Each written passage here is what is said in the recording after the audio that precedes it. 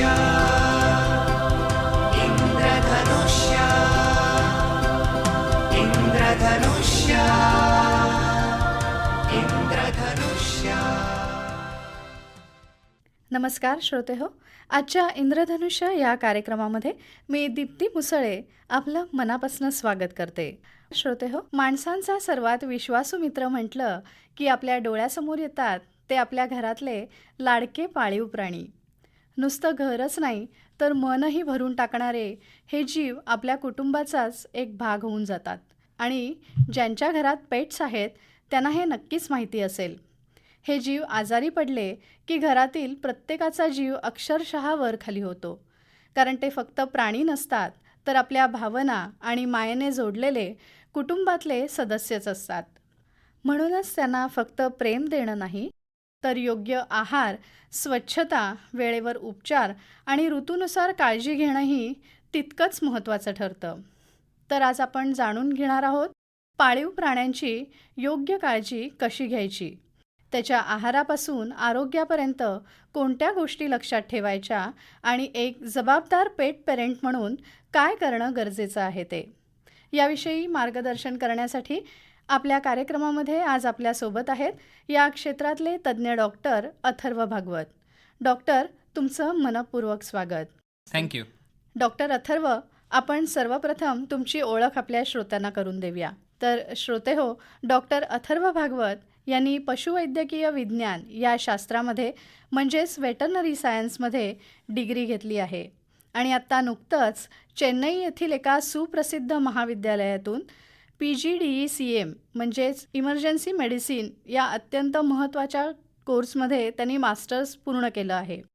तर डॉक्टर, आत्ता तुम्ही हा जो कोर्स करून आला आहात तर त्याबद्दल थोडी माहिती सांगू शकाल का? येस मॅडम, नक्कीच. सो हा जो कोर्स होता इमर्जन्सी मेडिसिन, ह्याच्यामध्ये आपण कॅज्युअल्टी आणि ICU म्हणजे जे काही क्रिटिकल पेशंट्स असतात त्यांना बरं करण्यासाठी लवकरात लवकर आणि तत्पर उपचार लागतात, तर ते कसे करता यावे यावरती हा एक इव्हिडन्स बेस्ड डायग्नोस्टिक्सचा एक कोर्स होता चेन्नईला. तो आपण पूर्ण केला आणि आता आपण रत्नागिरी इथे एक ICU सेटअप लावून we are working here for the animals. Okay, धन्यवाद डॉक्टर. तर आता आपण आपल्या आजच्या मुलाखतीच्या विषयाकडे वळूया. डॉक्टर, आजकाल पाळीव प्राणी घरात पाळणं याचं प्रमाण खूपच वाढलं आहे. पण हे पाळीव प्राणी आपण जेव्हा दत्तक घेतो किंवा दत्तक घेण्याचा विचार करतो त्यापूर्वी लोकांनी कोणकोणत्या गोष्टींचा विचार करायला हवा? सो आपण हा प्राणी आणतो तर लहानपणी लहान पिल्लू असेल किंवा लहान मनीमाऊ असेल तर युजली लहानपणी खूप गोड दिसतं. पण मग मोठं झालं की मग अरे आता हा असंच करतोय तसंच करतोय असं न करता तर त्यांना पण एक इमोशनल भावना आहे, ते आपल्यालाशी तेवढेच अटॅच्ड होतात. त्यामुळे पहिली गोष्ट एक इमोशनली फुलफिल होणे त्यांच्यासाठी पण आपण, आणि दुसरी गोष्ट वेळेवर खाणं पाणी देणे, दिवसातनं 3 to 4 टाईम जेवण देणे, कायम पाणी पुढ्यात ठेवणे. आपल्यासोबत तो आपला पेट एक साधारणतः एक 10 ते 15 वर्ष राहणार आहे सोबत, तर आपण तेवढी जबाबदारी स्वीकारतो का? तर ही पहिली जबाबदारी झाली की आपण त्यांची पूर्णपणे काळजी घेतो आहे. आणि रात्राला बेसिक गोष्टी म्हणजे त्यांचं वेळेवरती उपचार होणे, की बेसिक ज्या गोष्टी आहेत की जंताचं औषध देणे, लसीकरण करणे, अंघोळ घालणे, ह्या सगळ्या बेसिक गोष्टी करता याव्यात. तर ह्याच्या सगळ्यासाठी आपली जर तयारी असेल तर आपण एखादा पेट ॲडॉप्ट किंवा घेतलेला चांगला. ओके, म्हणजे प्राणी आपण जेव्हा घरात आणणार तेव्हा किमान 12 ते 15 वर्ष ते आपल्यासोबत राहणार हे आधी लक्षात ठेवायला हवं. आणि जशी आपल्या कुटुंबातल्या माणसांची काळजी घ्यावी लागते तशीच ह्या प्राण्यांचीही आपल्याला घ्यावी लागणार, ही गोष्टही आपण लक्षात ठेवायला हवी. डॉक्टर, आपण पाळीव प्राणी घरात आणला की त्याचा आहार हा किती महत्त्वाचा आहे आणि कोणते पदार्थ आपण त्यांना देऊ शकतो किंवा कोणते पदार्थ टाळायला हवेत याबद्दल आपण जरा मार्गदर्शन कराल? बेसिकली जे आपण नाही द्यायला हवं ते आपल्याला पहिलं माहिती हवं. सो कुठल्याही प्रकारचे द्राक्ष, मनुके हे तर अजिबात नाही. रोजच्या जेवणात आपण काय म्हणतो की पार्लेजी मारीची बिस्किटं देतोय, तर हे पण नाही द्यायचं आहे. टोस्ट, बटर, खारी, गहू, चपाती हे सगळं जेवणात नसलं पाहिजे. बेकरी प्रॉडक्ट अजिबात नसले पाहिजेत त्यांच्या जेवणामध्ये. त्यांचं dog food, cat food, boiled chicken rice, fish potato rice असं सगळं मिसळून जेवण दिलं तरी चालतं त्यांना. अगदी घरातलं थोडं वरण भात वेळेला दिलं तरी चालू शकेल, पण काय नाही द्यायचं हे आपल्याला पहिलं माहीत पाहिजे. बरोबर. आता एखाद्या व्यक्तीला जर डॉग फूड किंवा कॅट फूड देणं शक्य नसेल, त्यांना घरातलंच अन्न जर त्यांना द्यायचं असेल तर ते काय देऊ शकतात? तर नक्कीच आपण घरातलं खाण्यामध्ये जर डॉग असेल तर थोडं चिकन आणलं, थोडासा पोटॅटो केला, राईस मिक्स केला, कुकरला 2 शिट्या लावल्या की एक पुलाव तयार होतो. तर आवडीने डॉग खातात ते. जर कॅट असेल तर बॉइल्ड फिश दिलं, थोडा राईस स्क्वॅश करून दिलं त्याच्यामध्ये, तर घरातलं खाणंही चालू शकतं. पण घरातलं तेलकट तुळकट जेवण, खोबऱ्याचं वाटप असलेलं जेवण, रशातलं जेवण, उरलं सुरलेलं जेवण असं दिलं तर त्यांचं युजली पोट बिघडतं. कारण त्यांची पचनक्रिया शक्ती ही खूप नाजूक आहे. त्यांच्या आतड्यांची लांबी रुंदी ही छोटी आहे कम्पेअर्ड टू अ माणूस. त्यामुळे मग खाण्यात अचानक बदल न करता रोजच्या सवयीप्रमाणे थोड्या प्रमाणात जेवण द्यावे. ओके. डॉक्टर, पाळीव प्राणी आपण घरी आणतो तेव्हा त्याला छान खाऊ पिऊ घालणं, तसंच चांगलं निरोगी आयुष्य देणं ही एका चांगल्या पेट पेरेंटची जबाबदारीच आहे. पण त्यासोबत त्यांना वेळ देणंही तितकंच महत्त्वाचं आहे, नाही का? तर याबद्दलही आपण जरा मार्गदर्शन करा, की प्राण्यांना व्यायामाची किंवा प्ले टाईमची खरंच आवश्यकता असते ना?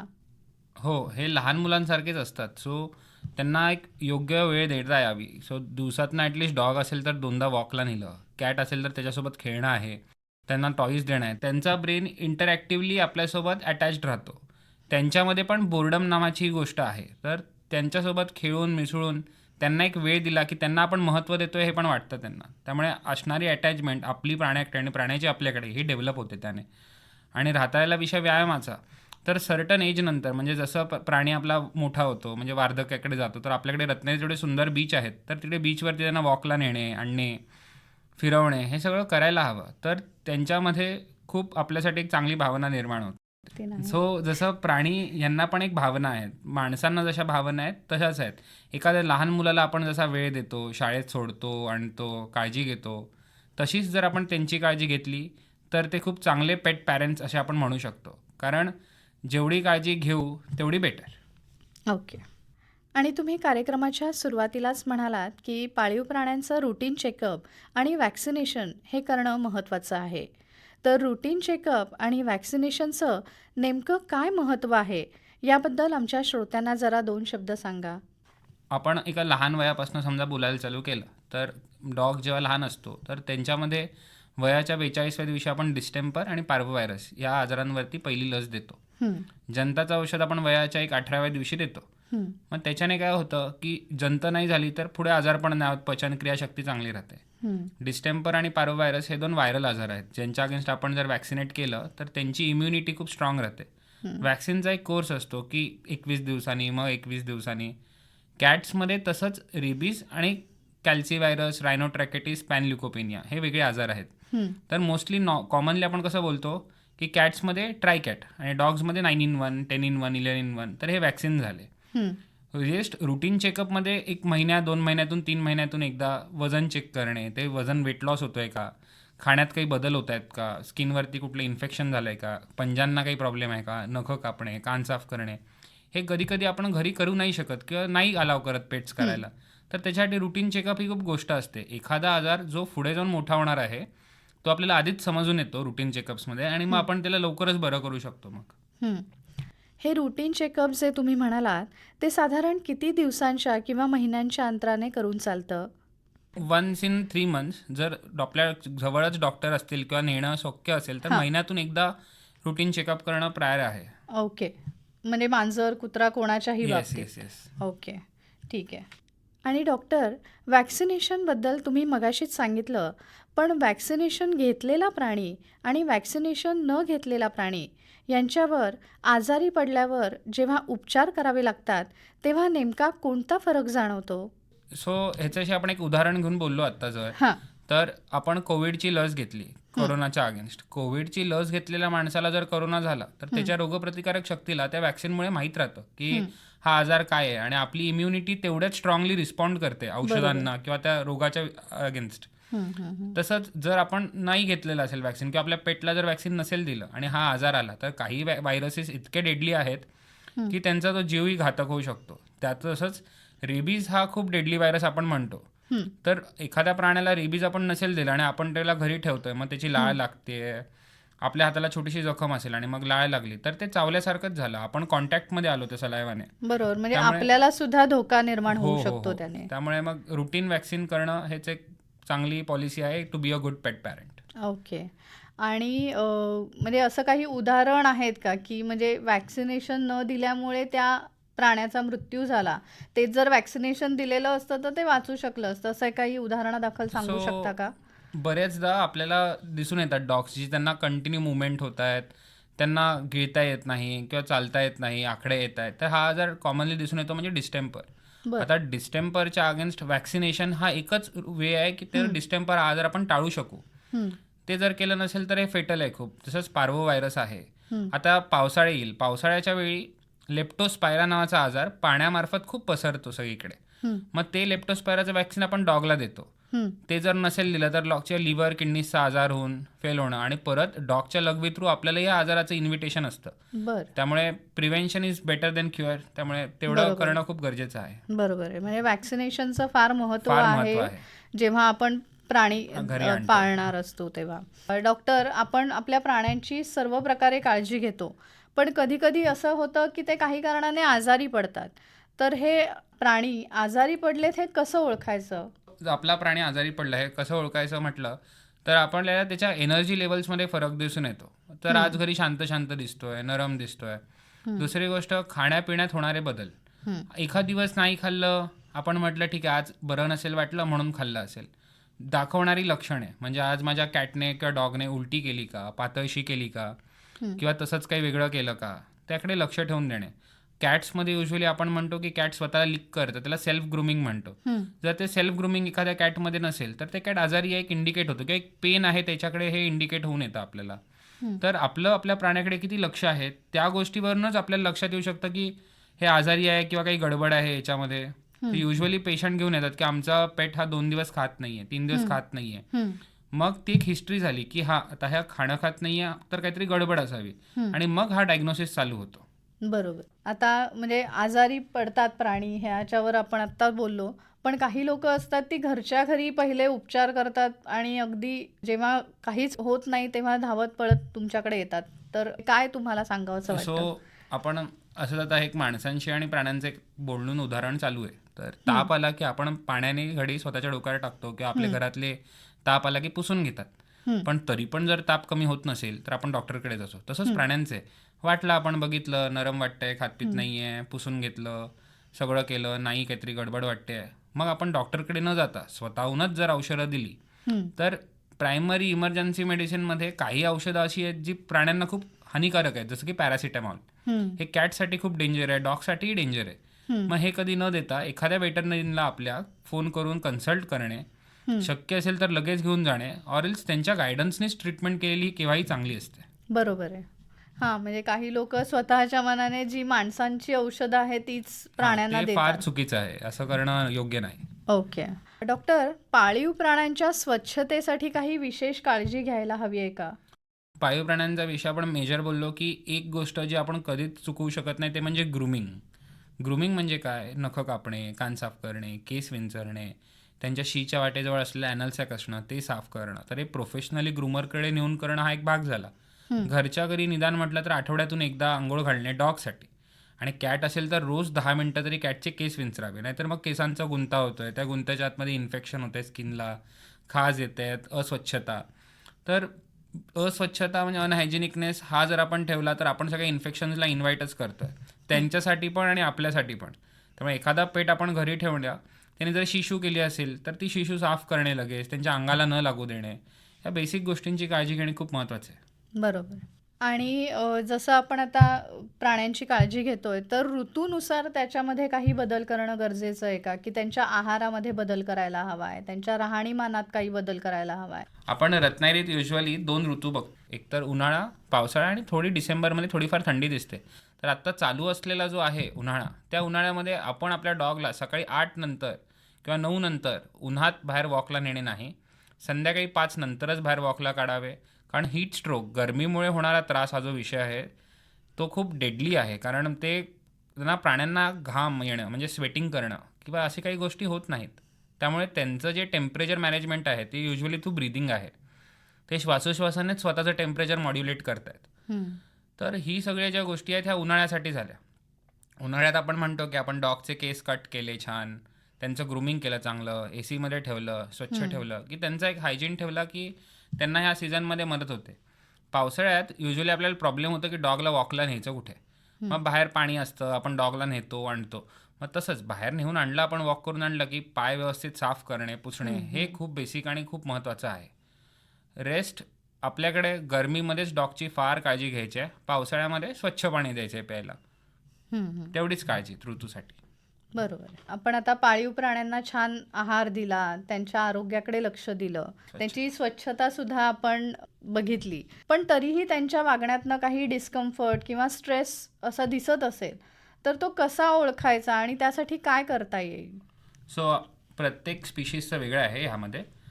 डॉगसाठी जर डॉग आपला स्ट्रेसमध्ये आहे, खूप ॲग्रेसिव्ह वागतो आहे, तर एकतर डॉक्टरकडे नेऊन चेकअप करणे हे खूप महत्त्वाचं आहे. दुसरी गोष्ट जी कॉमनली दिसून येते ती, आपण आपला एक पपी घरी आणतो, त्याचं ग्रोईंग एज खूप फटफट आहे.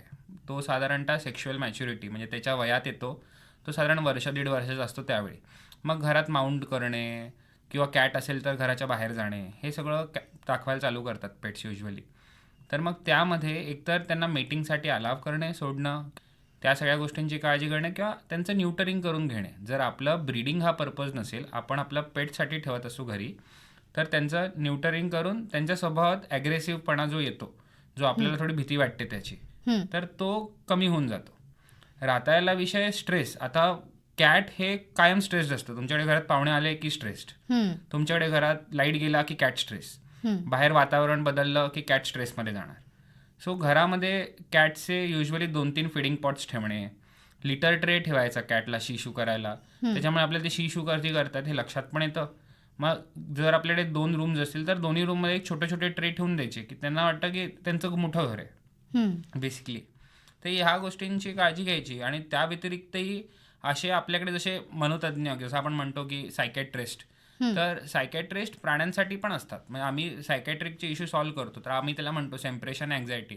म्हणजे मूळचा जो मालक होता तो काही कारणास्तव बाहेर गेला किंवा त्याचा मृत्यू झाला, तर पेटची पण तुमच्याशी असलेली अटॅचमेंट खूप आहे, मग ते डिस्टर्ब होऊन जातात. त्यामुळे आपण जसं आपल्या प्राण्याकडे अटॅच्ड आहोत तसाच आपला प्राणी आपल्याशी पण अटॅच्ड आहे, हे ह्याची आपल्याला कल्पना असावी. बरोबर. आणि आता तुम्ही न्यूटरिंगचं बोललात, तर त्याबद्दल पण एक अवेअरनेस पेट पेरेंट्समध्ये असायला हवा, तर त्याबद्दल थोडं बोलाल का? सो न्यूटरिंग म्हणजे काय? न्यूटरिंग म्हणजे मेल कॅटमध्ये असेल तर आपण टेस्टिस काढून टाकतो, तर त्या काढून टाकल्या की ते रिप्रोड्यूस नाही करू शकत, नवीन मुलं जन्माला नाही घालू शकत. मांजर असेल, डॉग असेल फिमेल, तर आपण गर्भपिशवी आणि ओव्हरीज काढून टाकतो. तर ह्या ज्या प्रोसेसला आपण म्हणतो ते दॅट इज न्यूटरिंग. पण त्याच्याने काय होतं, अनवॉन्टेड बच्चूज जे आहेत, किटन्स आहेत, डॉग्स आहेत, ते येत नाहीत भविष्यात. आणि त्यांच्या वार्धक्यात, त्यांच्या म्हातारपणात त्यांना ह्या ऑर्गन्समुळे होणारे आजार आहेत, जसं गर्भपिशवीमध्ये पस होणे, पायोमेट्रा म्हणतो आपण त्याला, मॅमरी ग्लँड, त्यांना होणारा ब्रेस्ट कॅन्सरचा विषय जो आहे, तर ह्या सगळ्या गोष्टी नाही होत. आणि एक चांगल्या पेट पॅरेंटची प्रॅक्टिस आहे की एक पेटला ठराविक टाईम नंतर न्यूटर केलं की त्यांच्या लाईफमध्ये हा जो हॉर्मोनल इन्फ्लुएन्समुळे होणारा स्ट्रेस आहे हा पण खूप मर्यादित राहतो. आणि या न्यूटरिंगमुळे त्यांचं ॲग्रेशन वगैरे कमी व्हायला मदत होते का? फार. सो आपण ॲग्रेशनमध्ये पण फरक दिसून येतो, कारण बाकीची डोक्याला सगळी कटकट त्यांची कमी होऊन जाते. आणि राहता विषय मांजराचा, तर मांजर युजली जाणार घराच्या बाहेर जाणार, डॉग पकडतोय, फटके लागतायत, मारामारी होते, ते सगळ्यांनी त्यांनाच त्रासाचं आहे. मग न्यूटर केलं की आपला पेट आपल्याकडे घरी व्यवस्थित शांतपणे राहणार. जास्त रोमिंग बिहेवियर जो आहे, कारण कॅट्स हे खूप टेरिटोरियल असतात, त्यांचा एक एरिया मार्क करणार ते त्या एरियामध्ये. मग जसे त्यांच्यामध्ये वॉर होत आहेत किंवा मारामाऱ्या करत आहेत, ते युजली प्रमाण खूप बंदच होऊन जातं. किंवा सगळीकडे घरात लघवी करण्याचं प्रमाण, इथे थोडी लघवी करतोय, तिथे थोडी लघवी करतोय, तर तेही बंद होतं न्यूटरिंग नंतर. बरोबर. डॉक्टर, अजून एक प्रश्न सगळ्या पेट पेरेंट्सना पडलेला असतो की जेव्हा त्यांचं मांजर बाहेर जात असतं, बाहेरनं घरी येतं, तेव्हा त्यांच्या अंगावर बारीक बारीक पिसवा असतात, किंवा कुत्रा जर बाहेर फिरायला गेला तर अर्थातच बाहेरच्या वातावरणातनं त्यांच्या अंगावर गोचिडी येतात. तर हा जो प्रॉब्लेम आहे, तर ह्यासाठी काय केलं पाहिजे? आपला जर पेट घराच्या बाहेर जात असेल तर ती कॅट असेल तर स्पॉटॉन्स अप्लाय करणे. स्पॉटॉन्स म्हणजे एक छोटीशी ट्यूब येते, त्यांच्या मणक्यावरती एक एक थेंब टाकायची, ते बॉडीच्या बेसमध्ये ॲब्झॉर्ब होऊन जातं मेडिसिन. सो एखादा पॅरासाईट हा बाहेरून अंगावर जर चढला तर तो मरून जातो. डॉग्समध्ये काही टॅबलेट्स येतात, स्पॉटॉन्स येतात, टिक कॉलर्स येतात, तर ते लावले की एक क्लीनलीनेस राहतो त्यांच्यामध्ये आणि हे येत नाही. तर हे जर टिक्स आणि फ्लीज आपल्या पेट्सना चावले तर ते काय करतात, एका प्राण्या थ्रू दुसऱ्या प्राण्याला आजार पसरवायचं काम करतात. जसं मच्छर चावून माणसामध्ये मलेरिया डेंग्यू होतो तसाच प्राण्यांमध्ये टिक फिवर हा खूप कॉमन आजार आहे आणि टिक फिवर फार डेडली असतो. त्याच्यामध्ये प्लेटलेट्स कमी होणे, आजार होणे. सो बेसिकली जर आपण हे सगळं अवॉइड करू शकतो, नको आहे आपल्याला हे सगळं, तर एक स्पॉट ऑन लावलं किंवा एक टॅबलेट देऊन टाकली टिकसाठी तर हे सगळं आपण टाळू शकतो. बरोबर आहे. डॉक्टर, प्राणी घरात आणण्यापूर्वी बऱ्याच जणांना काळजी असते की ते प्राणी आपल्यासोबत घरातच राहणार आहेत. घरातले काही सदस्य जर प्राणीप्रेमी नसतील तर त्यांना याची विशेष काळजी वाटत असते. तर याबद्दल आपण काय सांगाल? सो जर आपला डॉग घरात शिशू करत असेल तर तो किती वाजता करतोय शिशू? जर लहान पिल्लू असेल तर सारखं सुसू करतं. वयाच्या 3-4 महिन्यानंतर त्यांना आपण पॉटी ट्रेनिंग देऊ शकतो की बाबा तुला खाणं दिलं की तू बाहेर जाऊन शिशी कर. तरच घरात जर तसं झालं तर आपण काय करतो, घरात डेटॉल मार, फिनेल मार, लायझॉल मार आणि पुसून घे. मग इव्हेंच्युअली ह्या गोष्टींचा त्यांना त्रास होतो. सो केनल वॉश नावाचं एक फिनाईल येतं जे प्राण्यांसाठी सेफ आहे, ते तुम्ही यूज करून घरची क्लीन करू शकता. रात्रीला सगळीकडे होणारे केस, तर लिंट रोलर म्हणून एक गोष्ट आहे जी तुम्ही सगळीकडे फिरवली की सगळे केस त्या रोलरला अटॅच होतात, तर त्याने आपण घरातल्या आपल्या बाकीच्या वस्तू पण स्वच्छ ठेवू शकतो. डॉक्टर, हे प्राणी आजारी पडले की त्यांच्या उपचारांसाठी बऱ्याच वेळा होणारा खर्च हा खिशाला न परवडण्यासारखा असतो. तर यासाठी जसं आपल्या माणसांसाठी हेल्थ इन्शुरन्स आहे तशी काही सोय पाळीव प्राण्यांसाठी आहे का? सो हो, नक्कीच. सो आपला पेटला आपण जेव्हा वॅक्सिनेट करतो तेव्हा आपण जिथेही वॅक्सिनेट करतो तिथे ह्याची माहिती विचारावी. तर एक मायक्रोचिप नावाची गोष्ट असते की एक चिप आपल्या नावाची रजिस्टर्ड असते, ती त्या पेटमध्ये इन्सर्ट होते त्यांच्या 2 शोल्डर्सच्या मध्ये. तो आपल्याकडे ऑप्शन असतो हे करायचंय की नाही करायचंय. जर इन्शुरन्स असेल तर मार्केटमध्ये आता खूप साऱ्या नवीन कंपनीज आल्यात जे इन्शुरन्स प्रोव्हाइड करतात. सो मग काही आजार पण आलं तर आपल्याला एक मोकळा हात राहतो की आपल्या बुबूसाठी किंवा आपल्या प्राणीसाठी जी काय उपचार लागतील ते आपण पूर्णपणे करू शकतो. बरोबर. तर ह्याच्याने खूप मदत होतं डॉक्टरांनाही उपचार करताना की काहीच आम्हाला काही अडथळा राहत नाही, सगळे डायग्नोस्टिक्स मिळतात. कारण माणूस आजारी पडला, एका मोठा माणूस असेल तर बोलू शकेल, लहान बाळ बोलू शकत नाही. तुम्हाला प्रत्येक गोष्ट शोधावी लागते, प्रत्येक आजाराच्या अगेन्स्ट एक एव्हिडन्स घ्यायला लागतो आणि मग तुम्ही उपचार करू शकता. त्यामुळे इन्शुरन्स घेणं is a best thing to do right now. तर आपल्या मुलाखतीच्या शेवटाकडे आपण आलोय. आज आपण आता पाळीव प्राण्यांच्या आहार आणि आरोग्याबद्दल बोललोच, पण जाण्यापूर्वी जे भटके प्राणी आहेत तर त्यांच्याप्रती लोकांनी अधिक संवेदनशील व्हायला काय करायला हवं असं तुम्हाला वाटतं? तर भटके प्राणी हा एक खूप टॉपिक आहे कन्सर्निंग आत्ता. तर आपल्या आजूबाजूच्या गव्हर्नमेंट बॉडीने एक त्यांचं निर्बीजीकरण, न्यूटरिंगकरण प्रोग्राम हे तर चालूच असतं त्यांचं वर्षानुवर्ष. भटक्या प्राण्यांसाठी बेसिक अन्न, पाणी आणि त्यांना देता आलं तर घायला एक छोटंसं घर म्हणजे आपल्याकडे कंपाऊंडमध्ये किंवा आपल्या आवारात दिलं तर तेवढं पुष्कळ आहे. आपल्या निसर्गासाठी आपण एवढं बेसिक गोष्ट ही करायलाच हवी. नक्कीच. तर श्रोते हो, आजच्या मुलाखतीतनं तुम्हाला कळलंच असेल की पाळीव प्राण्यांना प्रेम, वेळ, योग्य काळजी आणि सुरक्षितता देणं ही आपली जबाबदारीच आहे. आणि जितकं प्रेम आपण त्यांना देतो त्याहून कितीतरी पटीने जास्त प्रेम ते आपल्याला निरपेक्षपणे परत देत असतात. चला तर मग आपल्या पाळीव प्राण्यांसोबतच आसपासच्या भटक्या प्राण्यांबद्दलही संवेदनशील राहूया आणि त्यांच्यासाठीही थोडी माया आणि थोडी काळजी करूया. डॉक्टर अथर्व, तुम्ही आज इथे आलात आणि आमच्या श्रोत्यांना इतकी छान माहिती दिलीत त्याबद्दल आकाशवाणी परिवारातर्फे तुमचे मनापासून आभार. धन्यवाद.